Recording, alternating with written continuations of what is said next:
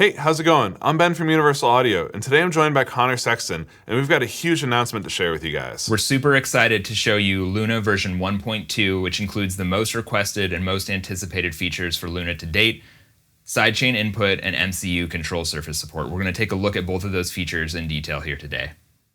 Man, and what I love is that all these updates for Luna are still free for all Mac Apollo users. So Connor, we could sit around here and just list off all the features, but let's dive in and start by talking about why control surface support is so important to our users. Control surface brings all of the channel volume, solo, mute, record enable, the transport, and a bunch of other functions to your fingertips that without a control surface, there's really no way of recreating. People might say, oh, you can do that with a mouse or it's just a bigger mouse, but really you can't. And we'll show you why control surface support can really bring the mix to your fingertips and let you control things in a way that you simply cannot achieve with a mouse and keyboard. So let me start by talking about what I've got connected to Luna. I'm using the solid state logic UF8 and a PreSonus fader port FP2, the fader port production controller. Let's start by looking at the really basic expected features of control surface support. I can do things like switch back and forth between the timeline and mixer, and wherever I show up on the control surface is where I show up in Luna. So you can see as I move these faders, they're adjusting the fader level in Luna.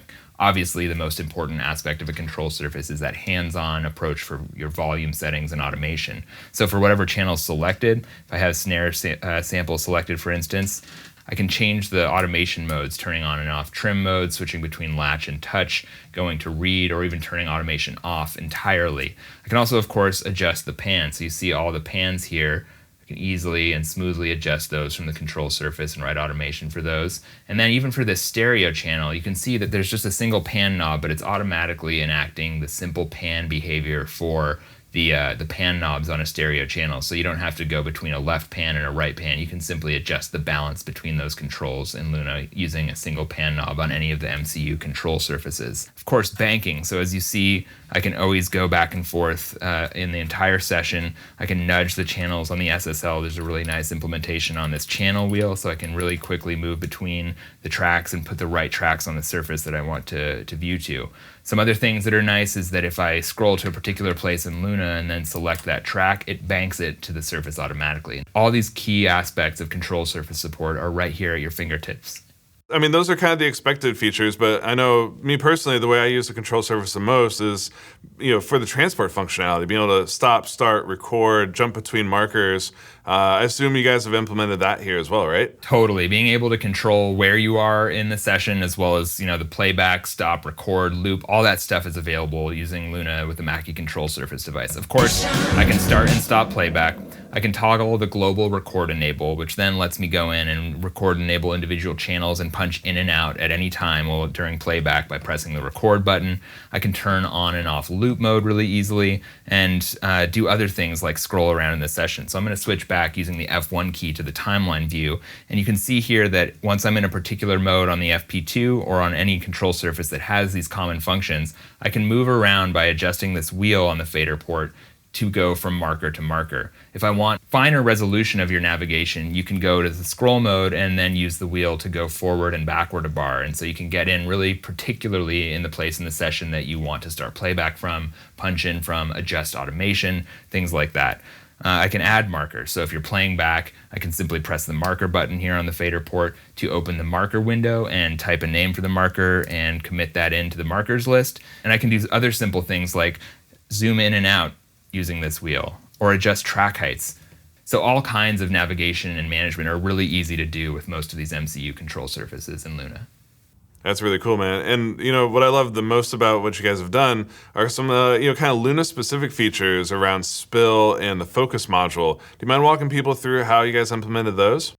Yeah, absolutely. These two features combined together in this really cool way that has been very exciting for me to both be a part of developing and using as a user of this. It's this powerful combination of having an independently bankable set of faders. It can be more than 8. It's however many faders you have in addition to a single fader focus module that lets you navigate the session in really cool ways.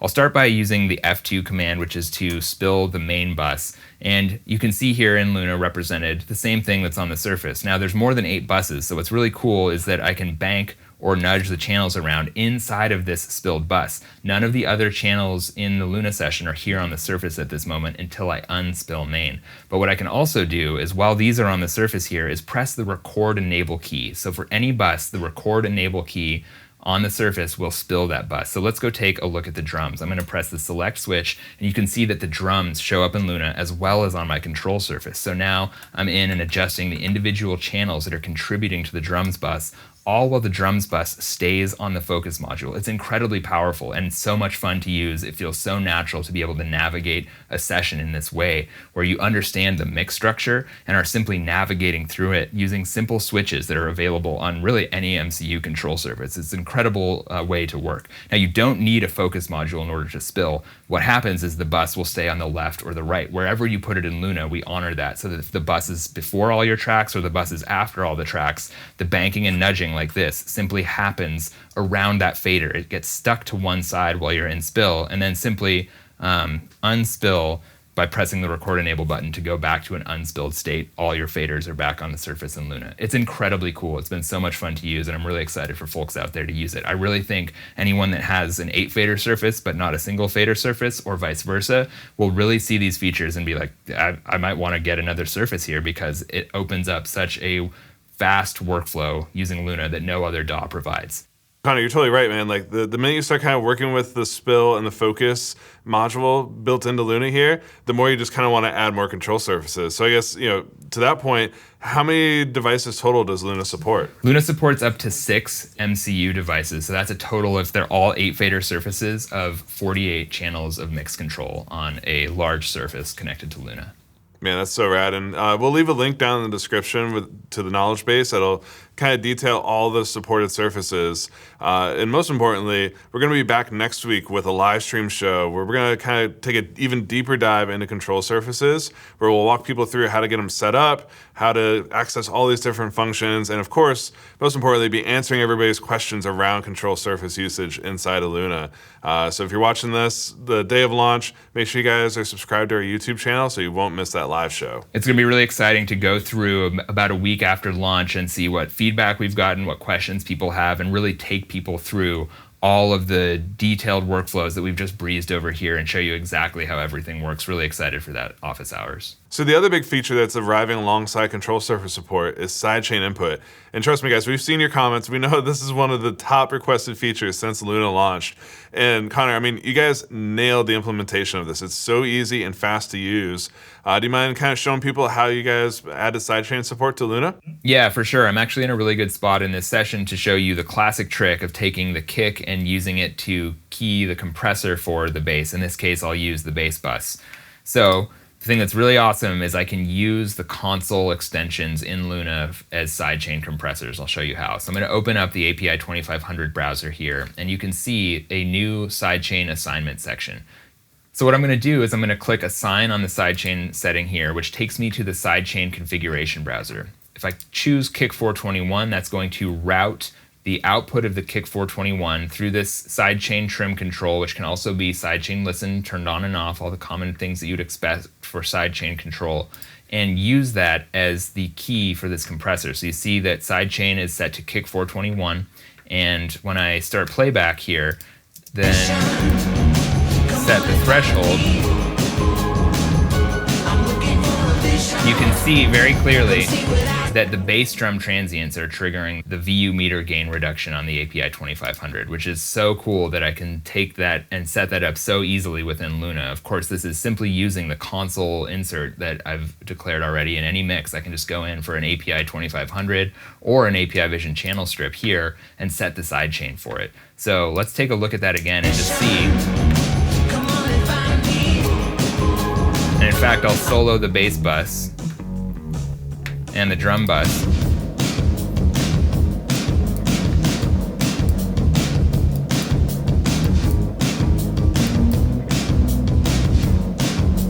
And you can see that the kick channel is sidechain key input for the whole bass bus and making the API 2500 compress whenever the kick drum triggers. Now what's super cool is I can go in and adjust the trim on this completely independent of the main fader on the kick track, so you have total independent control of that sidechain source.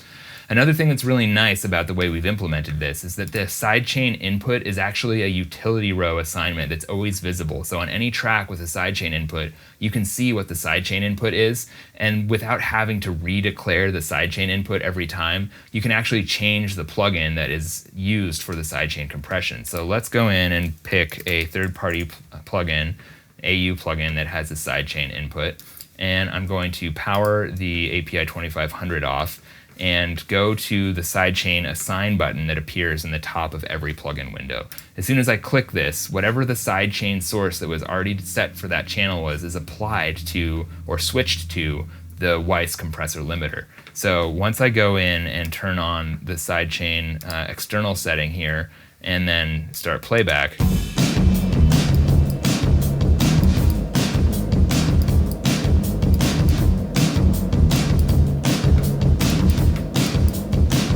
you can see that the kick drum is being used as the sidechain source for this third-party audio units plugin. So it's really elegant, it's really simple, and it's persistent. So you can use it with console effects in Luna. So anything that shows up in the console row, the API Vision channel strip or the API 2500, or any third-party audio units plugin that has a sidechain input, this feature will work in Luna for those plugins and extensions. Man, I love the way that you guys implemented the sidechain support inside of Luna. Not only is it useful for these like ducking or pumping effects, but there's a ton of creative uses for it as well. And we're going to talk about that a lot more in the Luna Basics about sidechain support, which is out right now. So go check that video out as well. But we've spent this whole time talking about the two big marquee features inside of Luna 1.2. That's just kind of scratching the surface, because between 1.1 and 1.2, you guys have implemented hundreds of new features and bug fixes, and it's all based on user feedback, right? Yeah, it's really something. If you look back at the number of releases we've done since we shipped 1.1 near the end of last year, we've continuously been updating Luna. So if you haven't checked Luna out in a while, if you're coming back because this video has sidechain and control surface support and this update has those features, make sure that you don't miss on uaudio.com and in our knowledge base the release notes and the what's new in Luna, because along the way we've been releasing every 3 weeks, every month and a half, with I think over a dozen releases in that time between, where we've added features based on the frequency of feedback that we get on those top requests, like count in, templates, nudge. The list really goes on, along with a host of fixes that have been suggested as issues from the user base. So we're constantly monitoring the feedback and ensuring that the next things that we do are really going to have the biggest impact on the most active users and bring them just that much more joy, just that much more creative success when using Luna. Man, Connor, thank you so much for walking us through what's new in Luna 1.2. And like I mentioned earlier, guys, make sure you subscribe to our YouTube channel, because next week we'll be back with a live stream deep dive into setting up and being successful with control surfaces inside of Luna. And until then, I'll see you guys next time.